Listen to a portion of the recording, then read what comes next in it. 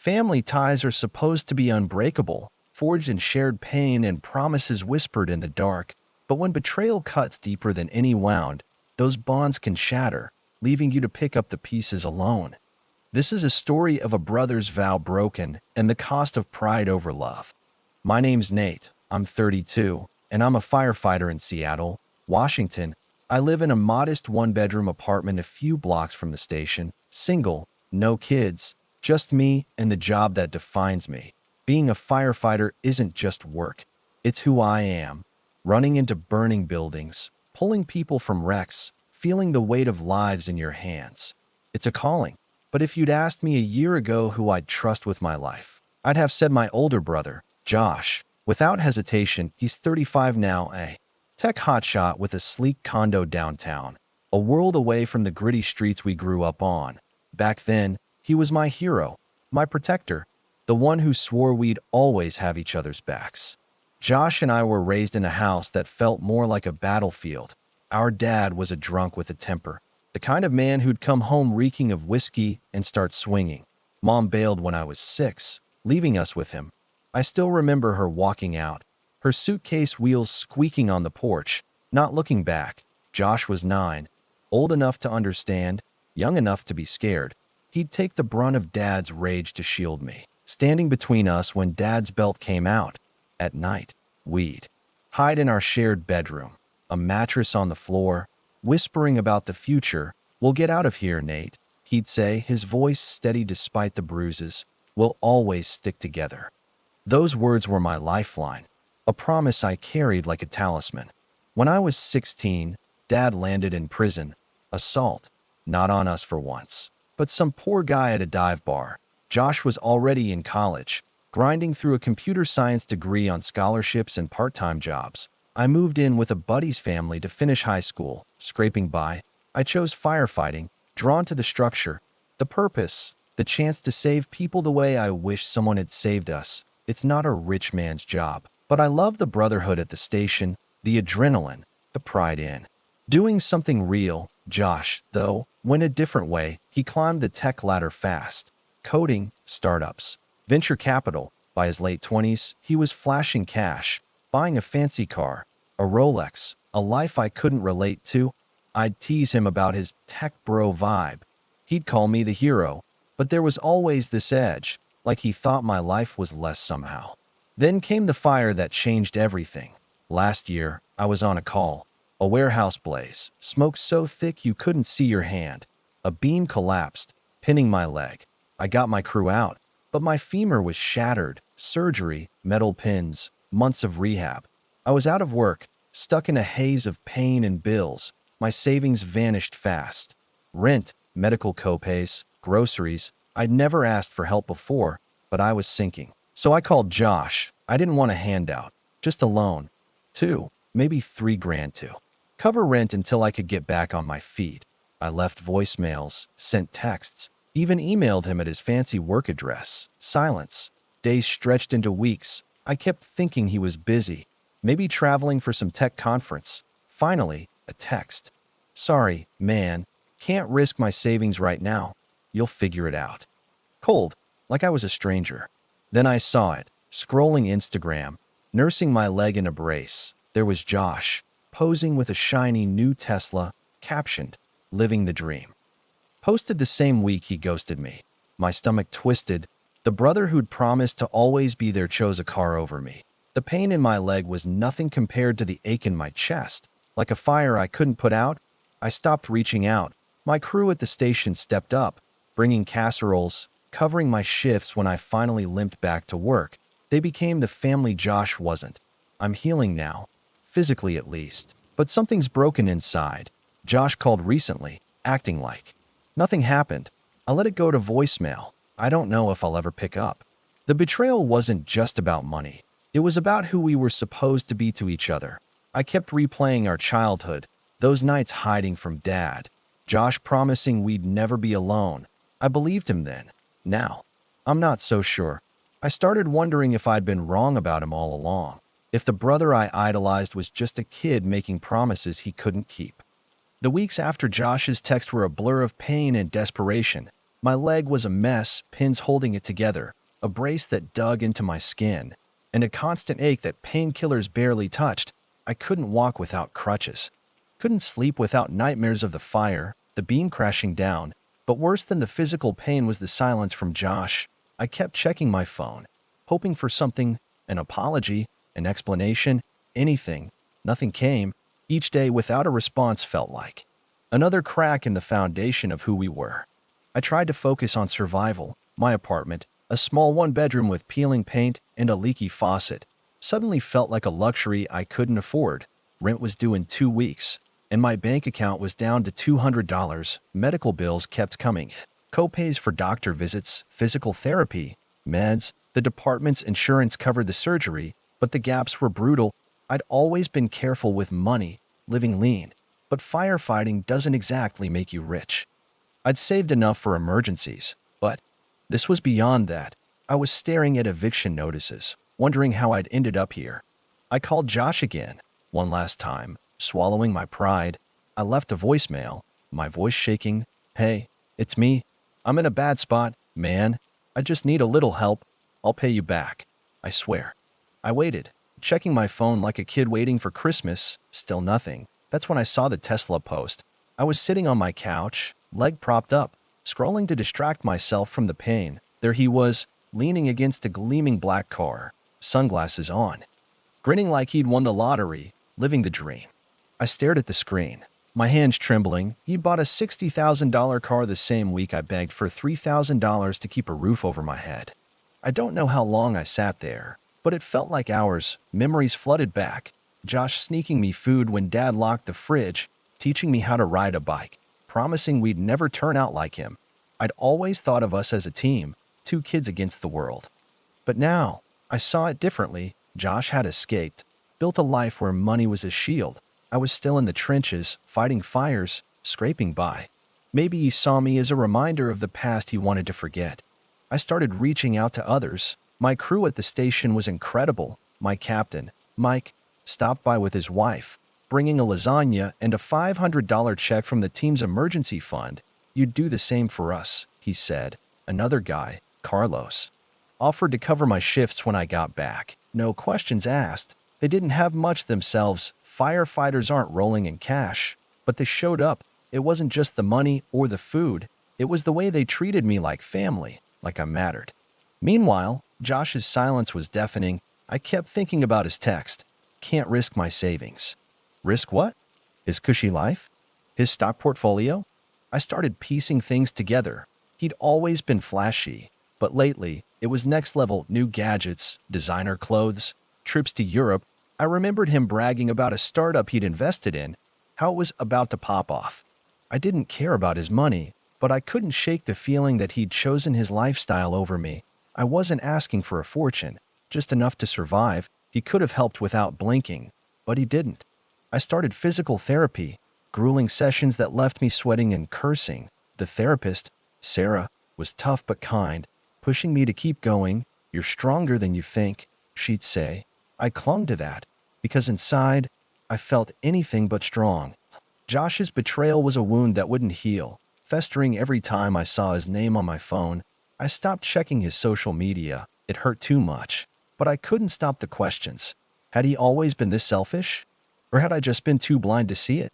I kept going back to those childhood promises, wondering if they'd ever meant as much to him as they did to me. Physical therapy was my lifeline, but it was brutal. Every session felt like starting over, stretching scar tissue, forcing my leg to move when it screamed to stop. Sarah, my therapist, was relentless, but she had this way of making me believe I could do it. "One step at a time, Nate," she'd say, her voice steady even when I was ready to quit. I'd limp out of there, exhausted, but a little less broken each time. The station crew kept me going too. They'd text me dumb memes, drop off coffee, or just sit with me, talking about calls or football. Anything to keep my mind off the pain. They were my anchor, but Josh's absence was a storm I couldn't outrun. I started having dreams about him, not the Josh I knew now, but the kid he used to be. In one, we were back in our old bedroom, hiding under the blankets while Dad raged downstairs. Josh was whispering, "It's okay, Nate, I've got you." I'd wake up in a sweat, My leg throbbing, my heart worse. I wanted to hate him, but it wasn't that simple. He wasn't just the guy who ditched me. He was the brother who'd saved me 100 times growing up. I kept asking myself where that guy went. Money was still tight. I'd worked out a payment plan with my landlord, a gruff old guy named Pete who'd seen worse tenants than me. He gave me a month's grace, but the clock was ticking.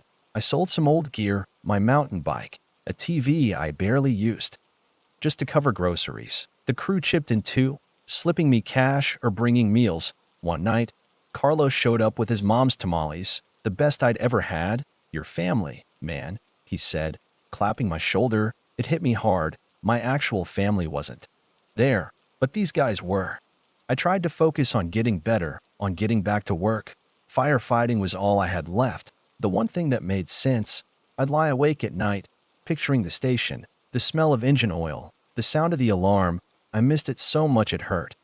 But every time I thought about the future, Josh's face crept in. I'd see that Tesla post, his smug grin, and my blood would boil. I started wondering what else he'd lied about. Had he ever cared? Or was I just a burden he'd finally shaken off? One day, I got a call from an unknown number. I almost ignored it, thinking it was a bill collector, but something made me pick up. It was Josh. His voice was casual, like he was calling to grab a beer. Hey, Nate, how's it going?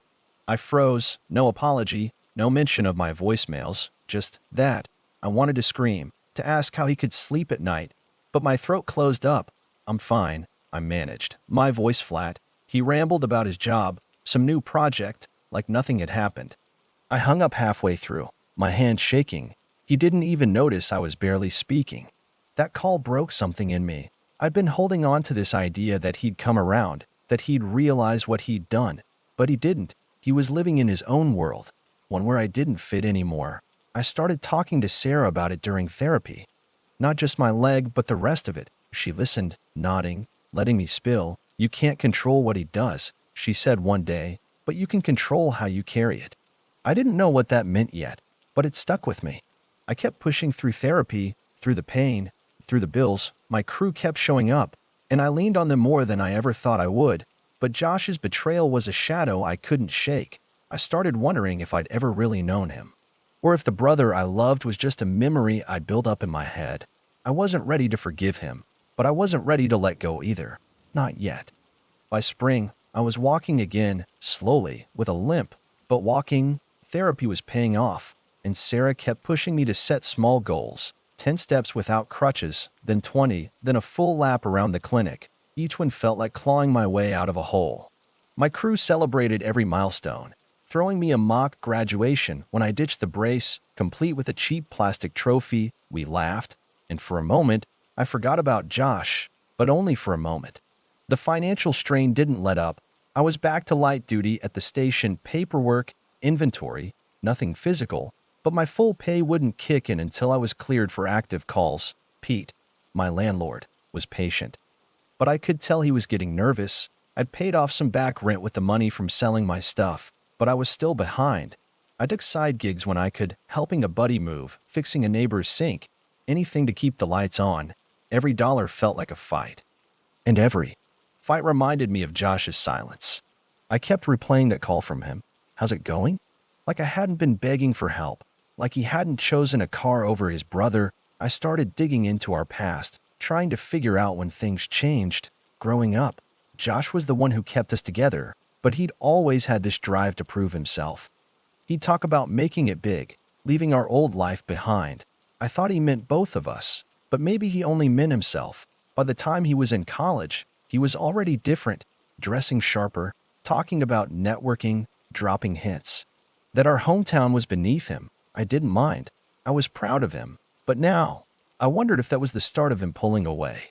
One night, I was at the station, sorting equipment, when Mike pulled me aside. You doing okay, Nate? Not just the leg.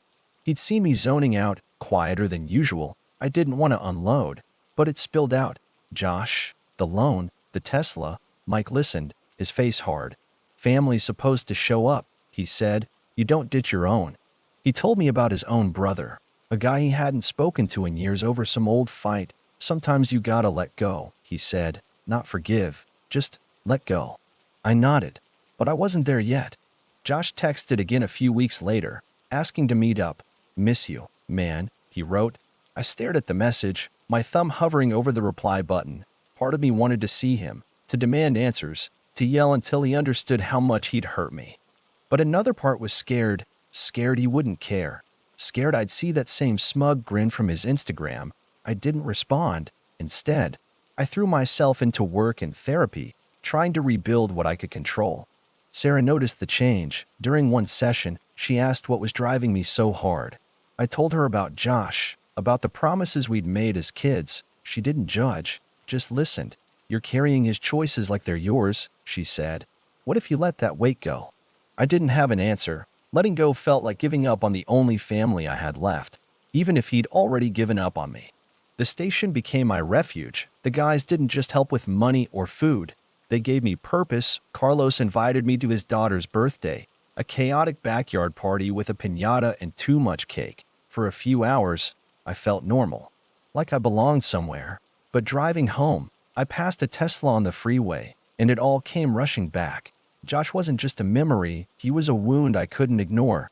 I started wondering if I'd ever be able to face him, or if I even wanted to. The brother I loved was slipping away, and I didn't know how to stop it.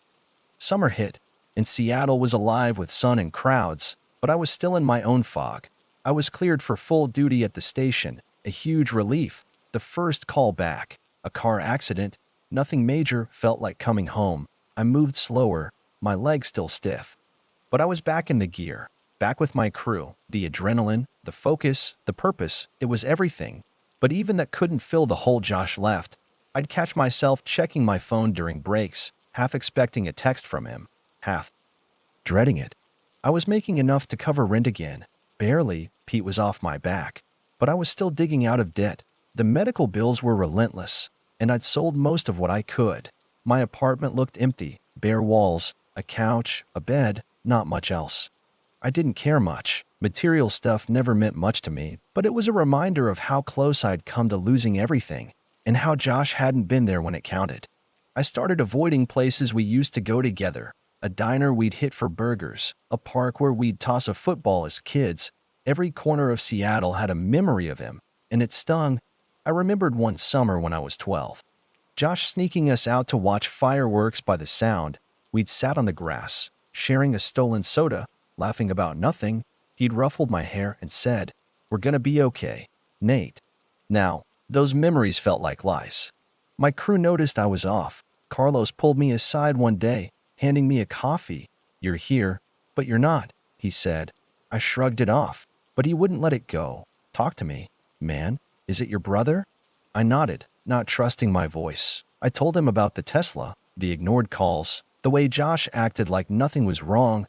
Carlos shook his head. "That's cold, but you got us now. Don't carry him alone." It meant a lot, but it didn't erase the ache. Josh texted again, this time with a photo of us from years ago, two scrawny kids on a beach, grinning, arms around each other. "Found this? Remember this day?" He wrote. I stared at it, my chest tight. I remembered every second of that day. Josh teaching me to skip stones, promising we'd always be close. I wanted to text back, to ask why he'd changed, but I couldn't. Instead, I shoved my phone in my pocket and went back to work. Sarah kept pushing me in therapy, not just on my leg, but on my head. "You're holding on to anger," she said one day. "It's heavy. What do you want from him?" I didn't know. An apology? An explanation? Or maybe just the brother I used to know. She suggested writing him a letter, not to send, just to get it out. I tried it that night, sitting at my kitchen table with a cheap notebook. I wrote about Dad, about our promises, about how his silence felt worse than the fire. I filled pages, my hand cramping, tears blurring the ink. I didn't feel better, but I felt lighter, like I'd let some of the poison out. I started opening up more at the station. Mike shared stories of his own family fights, how he learned to live without his brother. "You don't owe him your pain," he said. It made sense, but letting go was harder than it sounded. Josh was still out there, living his life, while I was stuck rebuilding mine. I wondered what he'd say if I confronted him, if he'd even care. Part of me wanted to know, but part of me was terrified of the answer. I kept working, kept healing, but the shadow of his betrayal followed me, a reminder that some wounds take longer to close than others. Fall came, and with it, a routine that felt almost normal. I was back on full calls at the station, hauling hose lines, climbing ladders, my leg holding up better than I expected. The crew threw a small party to celebrate. With pizza and bad karaoke in the station lounge for the first time in months, I laughed until my sides hurt. But even in those moments, Josh was there, a ghost in the back of my mind. I'd catch myself wondering what he was doing, if he ever thought about me. The financial hole was still there, but I was climbing out. I'd paid off most of my back rent, and the medical bills were down to a manageable payment plan. I took extra shifts when I could. Even though my leg ached after long days, the station was my sanctuary, the one place where I felt like I belonged. My crew had become more than coworkers. They were brothers in a way Josh hadn't been. Carlos invited me to his place for Sunday dinners, and Mike's wife sent me home with leftovers. They didn't let me isolate, and I was grateful, even if I didn't say it enough. Josh kept reaching out, sporadic texts that felt like punches. Hey, let's grab dinner. You good, man? Always casual, always ignoring the elephant in the room. I didn't respond, but I didn't block him either. Part of me wanted to keep that door cracked, just in case. In case of what? I wasn't sure. Sarah kept pushing me to confront him. Not for him, but for me. You're carrying his baggage, she said. Set it down. I knew she was right, but the thought of facing him made my stomach twist. What if he didn't care? What if he laughed it off? I started noticing things about myself I hadn't before. I'd always been the tough one, the guy who ran into fires, who didn't flinch, but Josh's betrayal had cracked that armor. I'd catch myself second-guessing, wondering if I was enough. Enough for the job, for the crew, for anyone. Sarah called it imposter syndrome, said it was common after trauma. I didn't know if the trauma was the fire or Josh, but it felt like both. One night, I was at Carlos's, watching his kids run around the backyard. His wife, Maria, handed me a beer and asked how I was holding up. I told her about Josh, more than I meant to. She listened, then said, "You can't make him be who you want. You can only be you." It sounded simple, but it hit hard. I'd spent months trying to understand Josh, to fix what he'd broken. Maybe it wasn't about him anymore. I went back to that letter I'd written, the one Sarah suggested. I read it over, all the anger and hurt spilled across the pages. I added more, about how I'd looked up to him, how his silence made me feel like I didn't matter. I didn't send it. But writing it helped me see something. Josh wasn't the hero I'd made him out to be. He was just a guy, flawed, maybe selfish, maybe lost in his own world. I didn't hate him, but I didn't trust him either. The station kept me grounded. We had a tough call that month, a house fire, kids trapped upstairs. I was first in, carrying a girl out while her mom sobbed in the yard. Afterward, Mike clapped my shoulder. "You're back, Nate." I nodded, but I felt it. The strength I'd thought I'd lost. Josh hadn't taken that from me. I was still here, still fighting. But the question lingered. Could I ever face him? Or was it better to let him fade into the past? I wasn't sure, but for the first time, I felt like I might be okay either way. Winter rolled in, cold and gray, mirroring how I felt inside. I was stronger physically, running calls like before, but Josh's shadow still hung over me. I'd see his texts pop up every few weeks, short, breezy, like he was testing the waters. "Yo, Nate, you around? Merry Christmas, man." I didn't reply, but I didn't delete them either. It was like I was waiting for something, though I didn't know what. An apology? A reason? Or maybe just a sign that he cared. Work was my escape. The station was busier than ever. Holiday fires, car wrecks, the usual winter chaos. I threw myself into it, volunteering for extra shifts, staying late to clean gear. My crew noticed. And Carlos started joking I was trying to win Firefighter of the Year. But he knew it wasn't about that. One night, after a long call, he sat me down. "You're running from something," he said. "Your brother." I didn't deny it. I told him about the texts, how Josh acted like nothing was wrong. Carlos shook his head. "He's gotta own it. Man, you don't owe him a free pass." I started thinking about what I wanted. Sarah had been right. Carrying Josh's betrayal was heavy, and I was tired. I didn't want to hate him forever, but I couldn't pretend it didn't happen. I went back to my letter, reading it again. It was raw, messy, full of pain I hadn't let myself feel fully. I added a new page, writing about who I was now, not the kid who needed Josh. but the man who'd survived without him. It felt like a step, not a solution, but something. One evening, I was at the station when Josh called again. I almost didn't pick up, but something snapped. I answered, my voice cold. What do you want, Josh? He sounded surprised, then nervous, just checking in. Man, it's been a while. I laughed, bitter. Yeah, since you bailed on me. There was silence. Then he started stumbling over excuses. Work stress, bad timing. I cut him off. I needed you. You bought a car instead. He went quiet again, then said, I didn't think it was that bad. I hung up, my heart pounding. It wasn't closure, but it was something.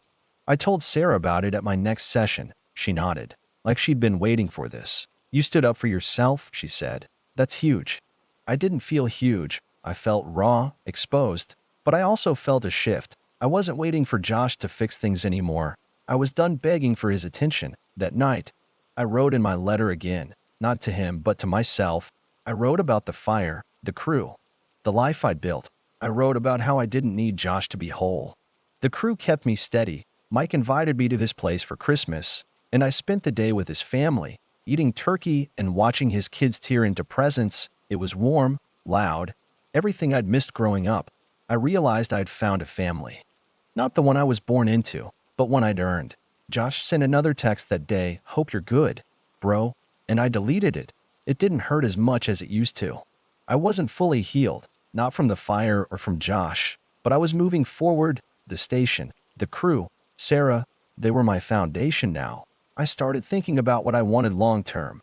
Maybe a promotion, maybe a place of my own someday. Josh was still out there, living his life, but he wasn't my anchor anymore.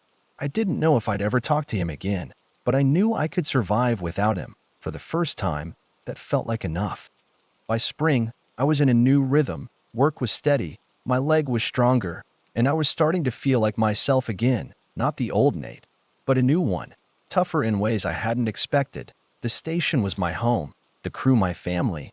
I'd take calls, joke around, even started mentoring a rookie, a kid named Alex who reminded me of myself at 20. Teaching him the ropes gave me a purpose I hadn't realized I needed.